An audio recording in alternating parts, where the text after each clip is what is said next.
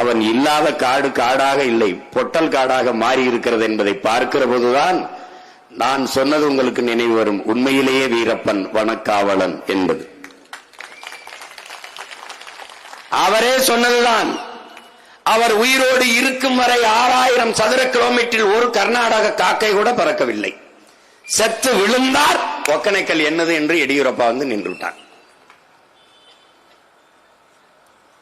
ஒற்றை மகனாக நின்று மொத்த காட்டையும் இந்த நாட்டின் எல்லையையும் காத்து நின்ற மாவீரன் நம்முடைய வீரப்பன் அவர்கள்.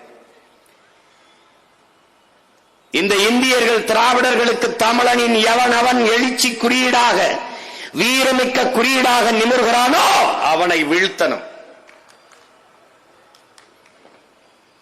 அப்படித்தான் நமது முன்னவர்கள் ஒவ்வொருவரையும் வீழ்த்தினார்கள்.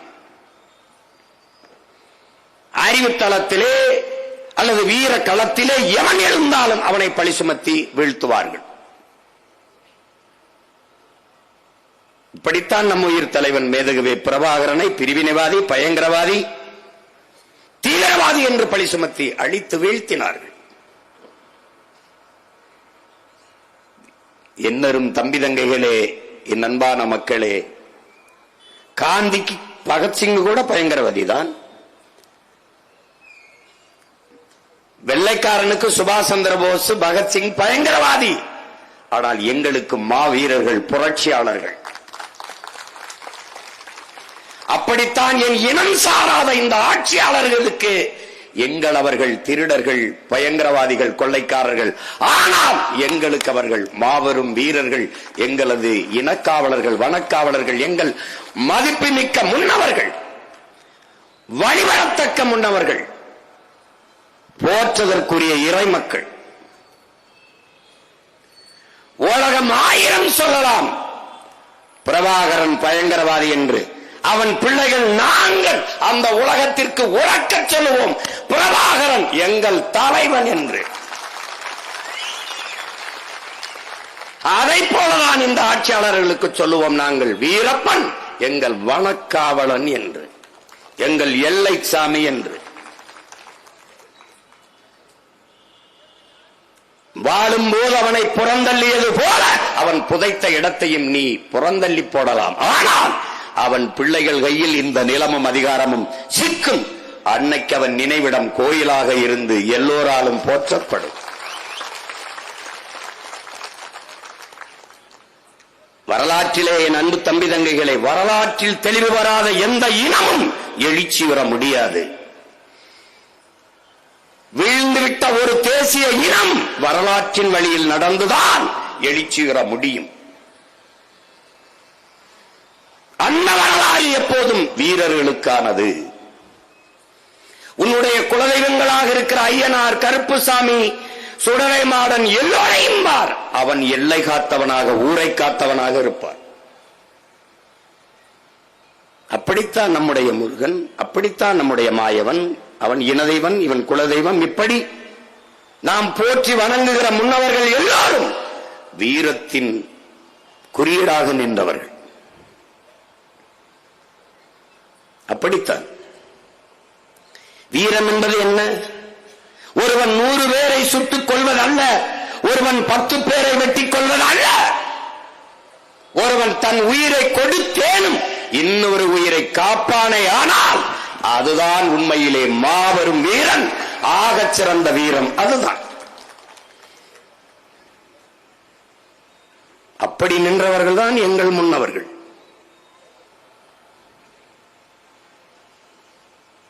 வீரப்பன் திருடன் என்றால் அவர் திருடியே சேர்த்த சொத்துகள் எங்கே? அவர் கட்டிய மாளிகைகள் எங்கே? எங்கே? ஒரே ஒரு பொண்டாட்டியோட காட்டுக்குள் வாழ்ந்த ஒருவன் அவனாகத்தான் இருப்பான். நாகப்பாவை கடத்தி அவனால் ஏன் நமிதாவை கடத்த முடியாதா? ஒரு நக்மாவை கடத்த முடியாதா? அவனுக்கு அது வல்ல வேலை. காட்டுக்குள் வாழ்ந்தான். நாட்டை ஆள்கிற திராவிடர்கள் ஆட்சியிலே கள்ளச்சாராயம், நீ காய்ச்சினால் கள்ளச்சாராயம், அரசியல் காய்ச்சினால் நல்ல சாராயம், ரெண்டும் ஒண்ணுதான். ரெண்ட குடிச்சாலும் சாகிறது தான். எப்படிப்பட்ட நாடு? இவன் சாராயங்காட்சி வித்து குடிக்க வச்சு சாகரித்தான். காட்டுக்குள் இருந்த அவன் சாராயங்காட்சி நானா சொல்ற? கட்டிய பொண்டாட்டி தவிர வேற ஒரு பெண்ணின் நிழலை தொட்டானாடா? காட்டுக்குள்ள கடத்திட்டு போய் கற்பழிச்சான் செய்திருக்கடா? சொல்றாப்பா சொல்லு. ஆனா நீ ஒவ்வொருத்தனும் 3 பொண்டாட்டி 4 பொண்டாட்டி கட்டி பெத்த பிள்ளைகளுக்கு எல்லாம் பதவி கேட்டு நீ தலைவன்னா இப்ப இவன் யாருடா? இவனுக்கு பேர் என்ன? அப்ப இவன் தெய்வம். என்னது? வெத்தலை வாக்கு போட்டார் அல்லது பூ சுருட்டு பிடித்தார்? ஏதாவது சொல்லு, ஏதாவது சொல்லு. சாராயம் குடித்தார்? ஏதாவது சொல்லு. இல்லை.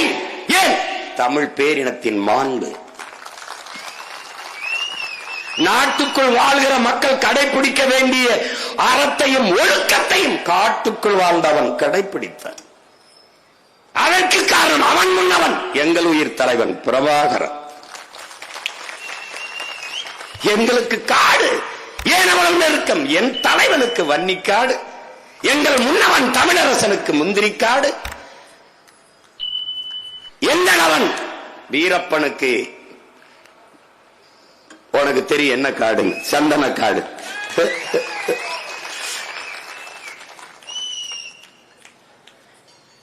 எங்கோ போர்க்கள சூழல்ல இருந்த ஒரு தலைவன் வீரப்பனை நேசிச்சு எப்படியாவது தன் நாட்டுக்கு கூட்டிட்டு போயிடணும்னு நினைச்சிருக்காருன்னா பாத்துக்க. பார்வை தெரியலங்கிறாங்க, ஆளை எப்படியாவது கொண்டு வந்துடணும்னு பெருமுயற்சி எடுத்தார். அதை தன் தம்பியிடத்திலே பதிவு செய்தார். அவரை பற்றி பேச்சு வருகிற போது நான் சந்தனக்காடு அந்த தொடரை பற்றி பேசினேன். என் தம்பி பாலமுரளிக்கெல்லாம் தெரியும். நானே சான்று. நான் வந்து பேசி என்னுடைய ரத்தம் வேல்முருகன் வைத்து அதை அந்த மொத்த தொடரையும் வாங்கி பெட்டிக்குள் வைத்து படகுகளை அனுப்பி வைத்த மகன் நான். நேரம் கிடைத்தால் நான் பார்க்கிறேன் என்று அவ்வளவு மதிப்பு வைத்திருந்தார். என்னிடத்தில் சொல்லுகிறார், நம்ம இனத்துல அந்த நிலத்துல அங்க உங்க நாட்டுல ஒரு வீரன், ஒரே ஒரு வீரன், அவரை பாதுகாக்காம இப்படி அநியாயமா கொன்னுட்டீங்களேங்கிறதுல, அவரை பாதுகாக்காம கொன்னுட்டீங்களே. தலைவன் சொல்லுகிறான், தமிழீழ மண்ணில் இருப்பவர்களை விட சிறந்த வீரர்கள் தாயக தமிழகத்தில் உருவானார்கள். நாங்கள் போர்க்களத்தில் நிற்கிறோம். எதிரிகளின் துப்பாக்கி தோட்டா பீரங்கி குண்டுகள் பட்டால் உடனே மாண்டு விழுவோம். எதிரிகளிடம் சிக்கினால் கழுத்திலே தொங்குகிற விசக்குப்பியை கடித்து சாவோம். அடுத்த நொடியில் மரணிப்போம். ஆனால் அங்கே நம்ம உயிர் தமிழ் மொழி செத்துவிடக் கூடாது என்று உடலிலே நெருப்பை கொட்டி வெந்து சிறுக சிறுக சிறுக துடிச்சு செத்த வீரம் தமிழ்நாட்டு மரபனுக்குத்தான் உண்டு. ஈழப்படுகொலையை தடுக்க தம்பி முத்துக்குமார், காவிரி நதிநீர் உரிமைக்காக தம்பி விக்னேஷ், 3 அண்ணன்மார் உயிரை காக்க தம்பி தங்கை செங்கொடி. என் உயிர் தமிழ் மொழி செத்து விடுமோ? என் உயிரின் மேலானது எனது மொழி. நான் சாகலாம், என் தாய்மொழி தமிழ் செத்துவிடக்கூடாது என்று செத்தவன் இந்த மண்ணில் மறவன். அதைத்தான் தலைவர் சொல்கிறார். அப்படிப்பட்ட வீரத்தை வார்த்து வளர்த்து எடுக்காமல் வெறும் வாக்காளர்களாக மாற்றிவிட்டீர்கள். மாற்றியவன் நான் அல்ல, இந்த திராவிட திருவாளர்கள்.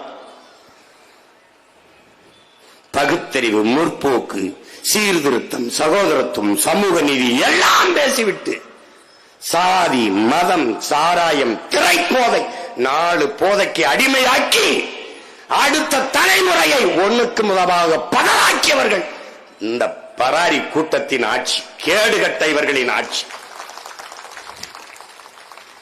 சாராயம் குடித்து செத்தவனுக்கு காசு கொடுக்குது, ஓடுது. அவன் பிள்ளைய நான் படிக்க வைப்பேங்குது, அவனுக்கு அரசு வேலை கொடுப்பேங்குது, 10 லட்சத்தை எடுத்து கொடுக்குது. எல்லா பையனும் போய் பார்க்கிறான். சட்டப்படி குற்றத்தை கொழுப்படுத்து போய் குடிச்சு செத்தத நடிகனை பார்க்க போய் சிக்கி செத்ததுக்கு 34 லட்சம் கொடுக்குது. 34 லட்சம். ஒரு இடிவிழுந்து விளைநிலத்தில, வேளாண்மை நிலத்தில உழைத்துக் கொண்டிருந்த நம்ம அக்காவும் தங்கையும் செத்து போன 5 பேரை ஏறிட்டு பார்க்க ஒரு நாதி இல்லை இந்த நாய்ப்பய நாட்டில். செத்து விழுந்த நெத்தியில ஒத்தரவா போட்டு வைக்க ஒரு வயதர வரல. இதாண்டா இவங்க ஆட்சி. இவங்களை ஒழிக்கணும் தாண்டா நமது முன்னவர்கள் கலந்தார்கள். அவனவன் இருந்த இடத்தில் அவனவன் கடமையை செஞ்சான். அவன் வாழ்ந்த காட்டை காடாக வைத்திருந்தான் வீரப்பன். வெண்டடா பதில் இருக்கு, இங்க பதில் இருக்கா? வீரப்பனே திருடன். அப்படி என்றால் ஜெயலலிதாவுக்கும் கருணாநிதிக்கும் பேர் என்ன? பேர் என்ன? எத்தனை கோடி சொத்து இருக்குன்னு எண்ணி முடிக்கிறதுல நீ செத்து போயிருவாய்டா. அவங்களுக்கு எவ்வளவு மகா மகா மகா மகா போட்டு கூட திருடர் பட்டம் கொடுக்கலாம். அவ்வளவு பெரிய திருடர்கள். அவர்கள் திருடர்களுக்கு ஒரு சங்கம் இருந்தால் அதன் தலைவர்கள். திருடன் கொடுமை.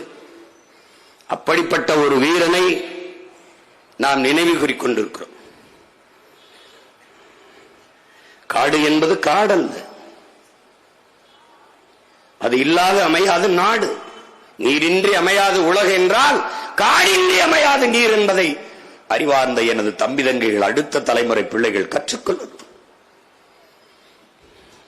அவன் இருக்கிற வரை பயன்தான், அவர் இல்ல சுதந்திரமா வெட்டி விற்கிறான்.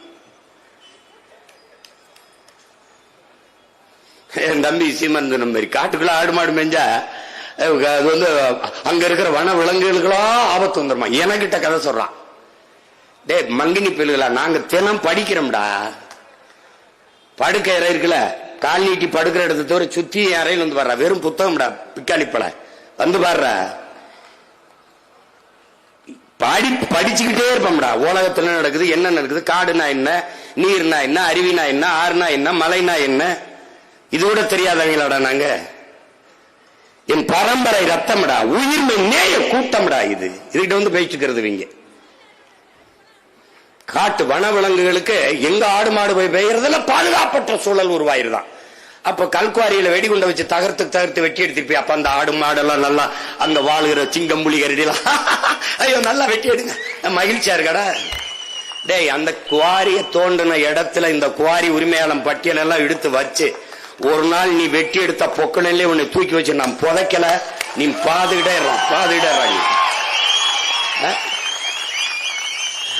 யாரு ஒரு குவாரி ஓனரு. இது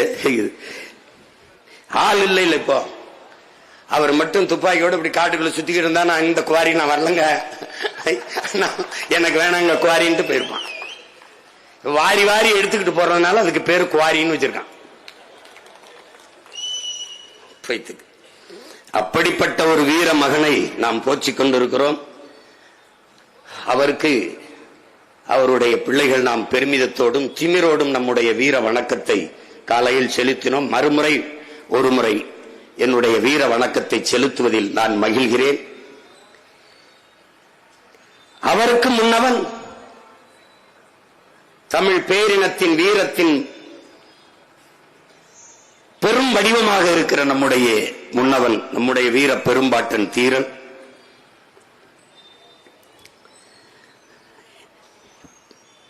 ஒரு சிறிய காணொளி ஆவணத்தை நாம் அது செயற்கை நுண்ணறிவில் தயாரித்தது. ஏன்னா நம் பாட்டனுடைய படங்கள் நம் இடத்தில் இல்லை, வரலாற்று செய்திகளும் முழுமையாக இல்லை. ஏனால் வரலாற்றில் புறக்கணிக்கப்பட்ட ஒரு இனத்தின் மக்கள். புரட்சியாளர் அண்ணல் அம்பேத்கர் சொன்னதை போல, என் அன்பு தம்பி தங்கைகளே, வரலாற்றில் புறக்கணிக்கப்பட்ட ஒரு இனத்தின் மக்கள் ஒரு நாள் தங்களுக்கான வரலாற்றை தாங்களே எழுதுவார்கள். அப்படி நிராகரிக்கப்பட்டு புறக்கணிக்கப்பட்ட இனத்தின் பிள்ளைகள் நாங்கள் இன்று எங்களுக்கான வரலாற்றை எழுதி கொண்டிருக்கிறோம். அதில் ஒரு பக்கம்தான் என்னுடைய வீர பெரும்பாட்டன் தீரனின் இந்த வீர புகழை போற்றுகிற இந்த நிகழ்வு. அன்னைக்கு அவர் நினைவு தினத்தில் போற்றாம என்ன பண்ண, அன்னைக்கு தான் மலை மேல ஏறி மாடு மேய்க்கிறேன்னு தேதி குறிச்சிட்டேன், போயிட்டேன். அந்த இடத்துல வச்சு சொன்னேன், ஒவ்வொரு நாளும் என் தீரனின் நினைவுதான் எங்கள் இதயத்தில். ஒவ்வொரு தமிழ்நாட்டின் ஒவ்வொரு தடமும் அவன் காலடி வட்ட தடம் தான். எங்கு நின்றும் எந்த இடத்தில் நின்றும் அவன் பெரும் புகழை நாம் போற்றிக் கொண்டே இருக்கலாம். அதனால் இன்றும் அவன் நினைவுதான், என்றும் நம் இதயத்தில் அவன் நினைவுதான். அதைத்தான் நான் சொன்னேன், எங்கள் சிந்தை முழுக்க சின்னமலை சினர்ந்து எழுவோம் சிறுநரி கூட்டம் எந்த மூலை என்கிற முழக்கத்தை முன்வைத்தேன். எங்கள் பாட்டனின் வீரம் பட்டு போகாது, அவன் பரம்பரை பிள்ளைகள் எங்களை விட்டு போகாது. அவன் கனவு பெரிது, தீரன் அவன், அவன் பேரன் அவன். அருமை பெருமக்களே, ஒரே ரத்தமா அதே வீரம் என்று முழக்கத்தை முன்வைத்தேன் நான். காரணம் என்ன? காரணம் என்ன? அடிமையாக வாழ்வது அவனுக்கு பிடிக்கவில்லை. அடுத்தவன் அதிகாரத்தின் கீழே அன்னை தமிழினம் வாழ்வதில் அவனுக்கு பிடிக்கவில்லை. அழுவனுக்கு அவன் நான் உனக்கு வரி கட்டுவதை எதிர்க்கவில்லை, நீ என்னை ஆள்வதையே எதிர்க்கிறேன் என்றான். அதேதான் எங்கள் உயிர் தலைவன் மேதகவே பிரபாகரன் அவர்கள். அடிமை வாழ்வினும் உரிமை சாவு மேலானது. எதுக்கு மாற்றான் இடத்திலே மண்டியிட்டு வாழ்வதை விட மானத்தோடு போயிட்டு மாண்டு போகலாம். அடுத்தவன் காலிலே விழுந்துதான் வாழ வேண்டும் என்கிற நிலை இருக்குமானால் நான் எழுந்து நின்று இறந்து போவேன் என்கிறான் சேகுவேரா. அதற்கு முன்பே நம் முன்னவர்கள் வாழ்ந்து காட்டினார்கள். யார் நிலத்திலிருந்து யாருடா வரி எடுத்துட்டு போறது? யார் நீ? நிலம் என்னது, உழைப்பு என்னது, விளைச்சல் என்னது? உனக்கு எதற்காக வரி கட்ட வேண்டும்? அந்த எண்ணம் தான். அடுத்தவன் ஆள்வதில் வாழ பிடிக்காத வீரன் நம்முடைய பாட்டன் தீரன் அவர்கள்.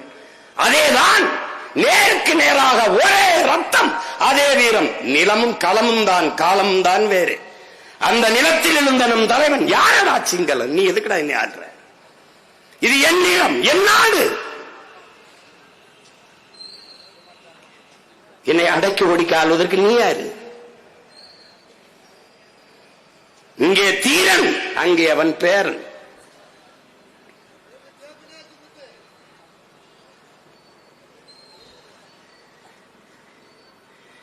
நமது முன்னவர்கள் எல்லோரையும் பாருங்கள், இங்கே காட்டிய எல்லோரையும் பாருங்கள். ஆவணப்படத்திலே நம்முடைய பாட்டன் மருதீர்வர் மன்னர்கள், நம்முடைய பாட்டி வேலு நாச்சியார் மன்னர் ராணி, நம்முடைய பாட்டன் பூலித்தேவன் அரசன், நம்முடைய பாட்டன் அழகுமுத்துக்கோன் அரசன் மன்னன்.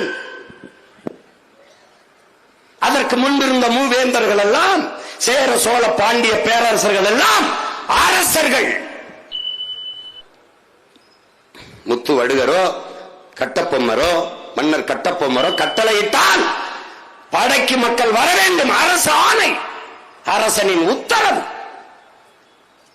ஆனால் தீரன் சின்னமலையார் மன்னனா? இல்லை, இல்லை. மன்னனாக ஆக்கப்பட்டவன், மன்னனாக பிறந்தவனா? இல்லை. சாதாரண உழவர் குடியிலே ஒருவனாக பிறந்த மகன், எளிய மகன், ஒரு பாட்டாளி வர்க்கத்தின் மகன், ஒரு பாமரன், ஒரு எளிய குடும்பத்தில் பிறந்த மகன்.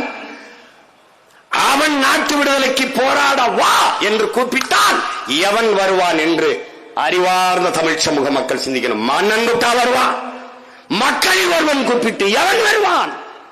ஆனால் என் தீரன் கூப்பிட்டு வந்தான் மக்கள்.